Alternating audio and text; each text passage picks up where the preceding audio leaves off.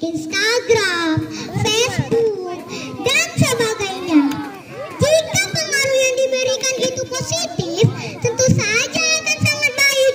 Namun, jika pengaruh yang diberikan itu justru negatif, tentu saja berpotensi merusak kepribadian umat Islam, terutama kita, generasi muda yang sekarang telah jauh dari Al-Quran, meninggalkan sholat, dan lain-lain.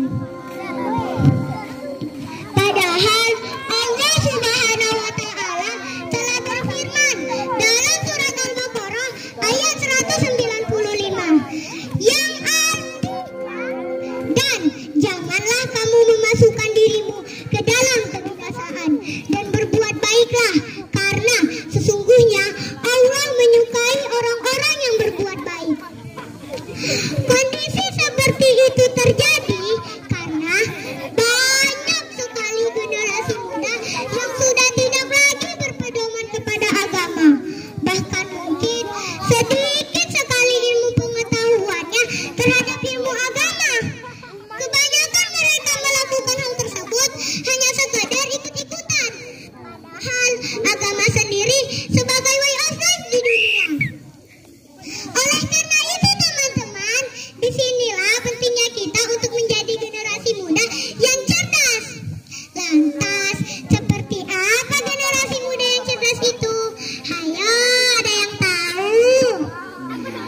Generasi muda yang cerdas adalah generasi muda yang dapat membedakan yang mana yang baik dan yang mana yang buruk. Generasi muda yang cerdas bukan hanya pintar, namun juga bijak dalam mengaplikasikan ilmunya dengan bijak. Jika kita lihat dari budaya baratnya, maka kita akan miris sekali melihatnya. Mengapa? Karena tidak sedikit sekali generasi muda masa kini yang tidak patuh orang tua, tidak patuh guru, meninggalkan sholat, dan lain-lain. Sungguh tidak ada kebaikan dalam perbuatan tersebut. Yang ada hanya merusak akhlak kita.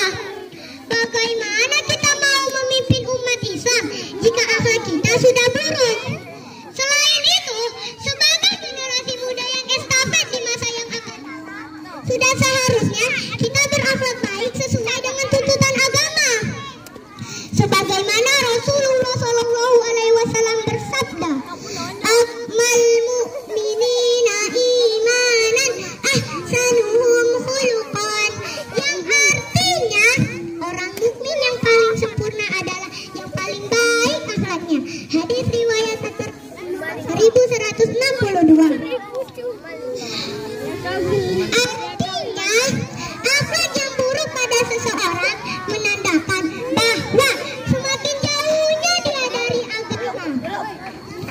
Oleh sebab itu teman-teman, banyak sekali generasi muda saat kini yang tidak patuh orang tua, meninggalkan sholat.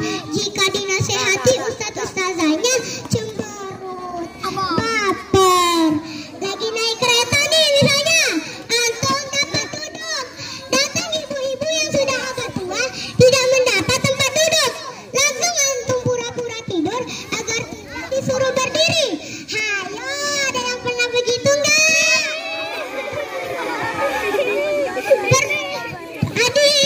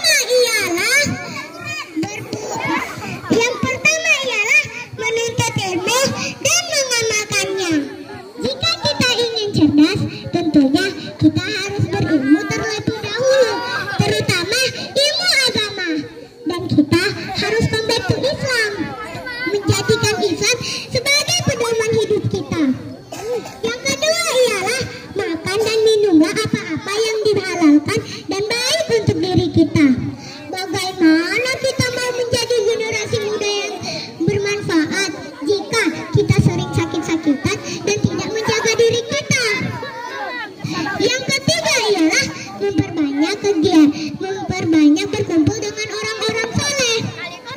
Insya Allah, kebaikan akhlaknya itu akan menular pada diri kita juga. Yang keempat ialah memperbanyak kegiatan positif. Daripada kita menghabiskan waktu di depan gadget seperti bermain Instagram, bermain Facebook, bermain game berjam-jam, lebih baik kita melakukan hal positif seperti mengikuti bakti sosial, mengikuti kajian, membaca dan menghafal Al-Quran, dan kegiatan positif lainnya. Yang kelima, mendekatkan hati agar selalu dalam lindungan Allah, agar kita dipilih menjadi generasi muda yang cerdas, kuat, dan berakhlakul karimah. Teman-teman,